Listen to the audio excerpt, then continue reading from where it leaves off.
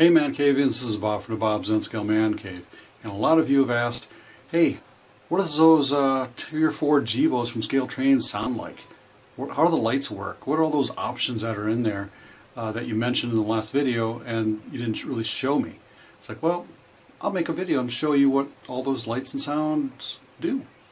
And I'm also going to show you what it takes to couple one of these locomotives to one of the scale train's cars, and how much effort it really takes, and give you a perspective of, well, this is what I'm going to expect from one of these couplers versus a microtrains coupler or some of those other couplers.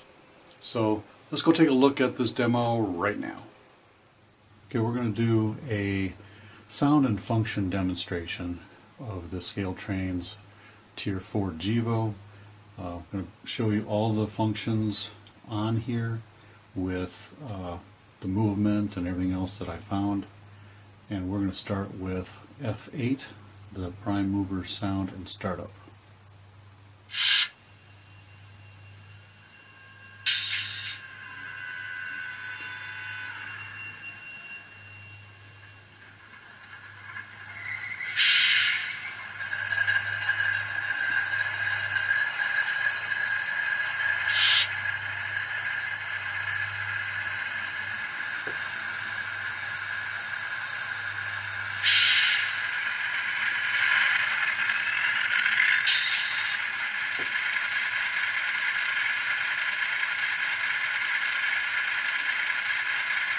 Okay, that's the startup.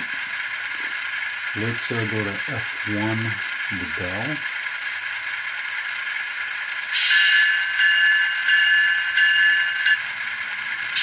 And the horn.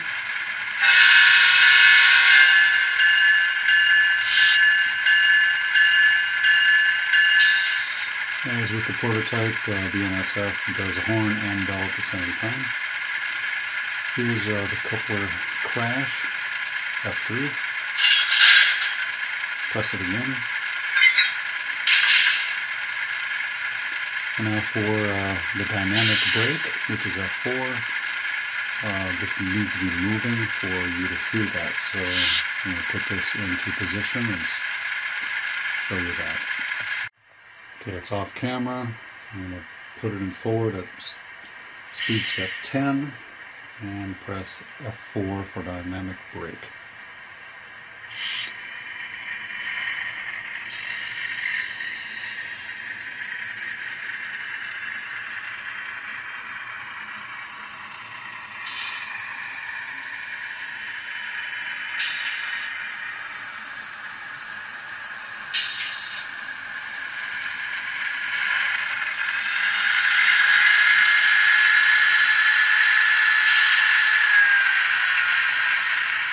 And that's the dynamic brake sound. Okay, F5 is the DPU option, and this is when the engine is going to be at the end of a train and they need a end of train light indicator. That engine actually will turn on its rear. When the locomotive has track power applied, the number boards will come on. There's unfortunately no way to actually turn off the number boards, but this is what the headlight looks like. Nice bright LEDs. This is what the ditch lights look like. Again, LEDs. And with the headlight on, function 12 dims the headlight.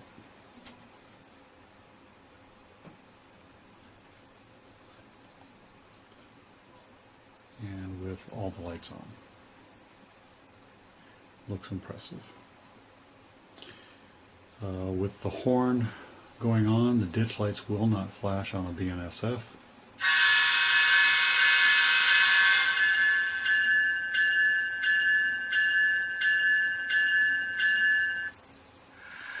F7 is not used. F8, we're already using that, the mute and the prime mover sound and startup. F9 is drive hold. What that does is if you have your your speed already set up and you have it on drive hold, this will just run up the engine, but the locomotive will not move. So I'm going to press F9 and turn the speed up to 20 speed steps.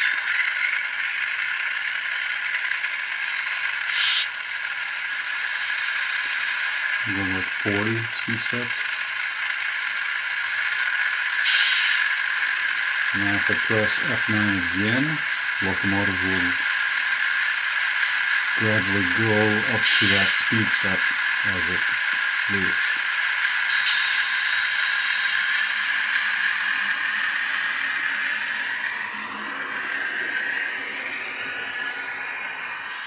Now F10 is the independent brake.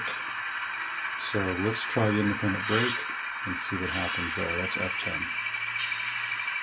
Get up to speed step 20.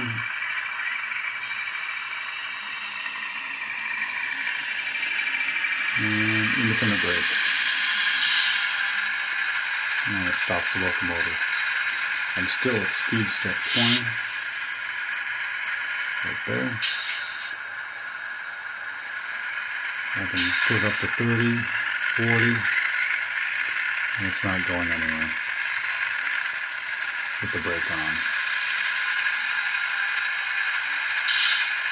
Now the next one is F11, which is manual radiator fan sound. Turn the fan on.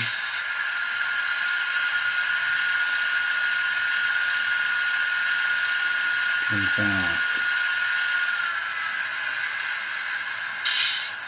F13 is an air dryer.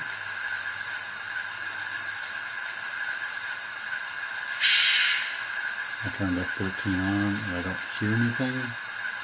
I'm not sure this actually works or what sound I'm supposed to hear, but I don't hear any change when I use F13.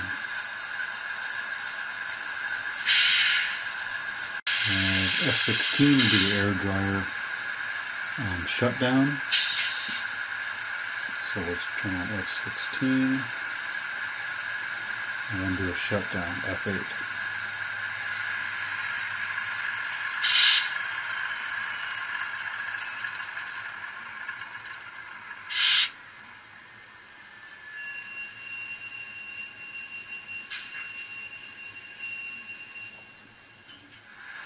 The next one's going to be brake set, brake release, number F17.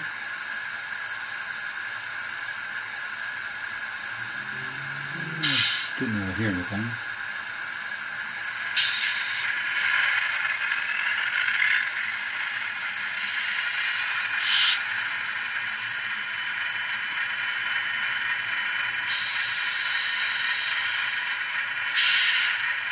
There's the brake release right there.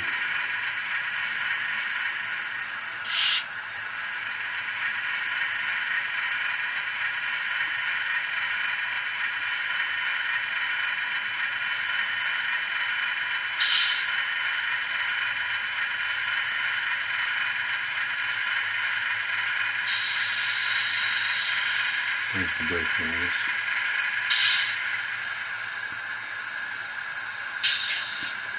Okay, the next one is F18, the sanding valve.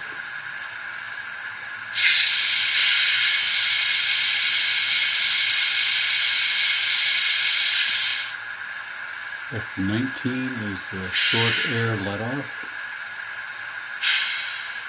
Right there.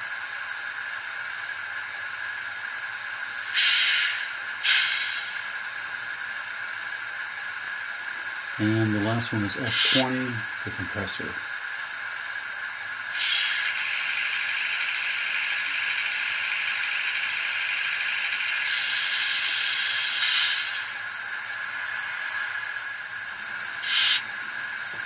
It sounds great and it looks great too.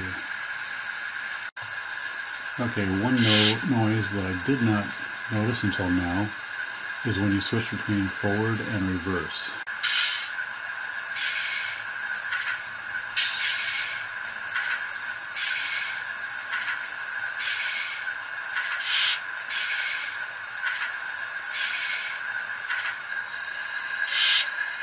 Okay, let's do a shutdown of this locomotive.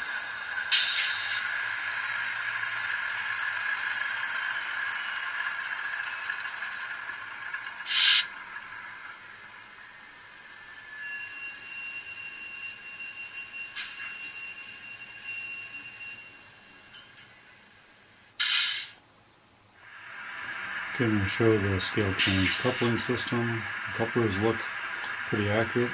They're kind of stiff, so sometimes they couple well, sometimes they don't couple well.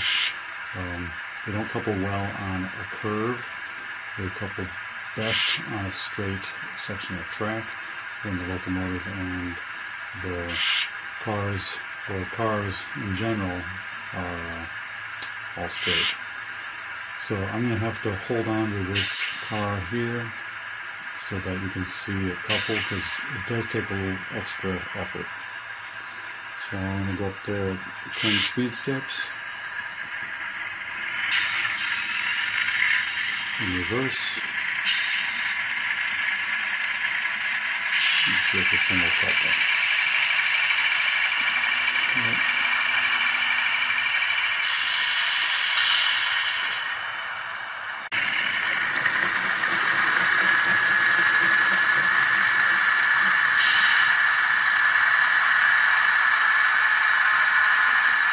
30 steps, still did not.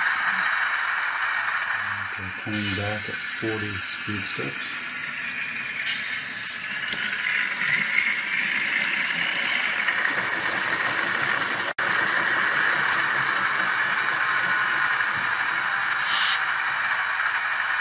Alright, so we've got 40 speed steps with a couple. So as you can see, it takes quite a lot of force, and the couplers have to be in alignment for it to couple. Otherwise they kind of push past each other if you're on a curve. If you're on a good piece of straight track, so the whole locomotive is as straight as possible, it won't couple.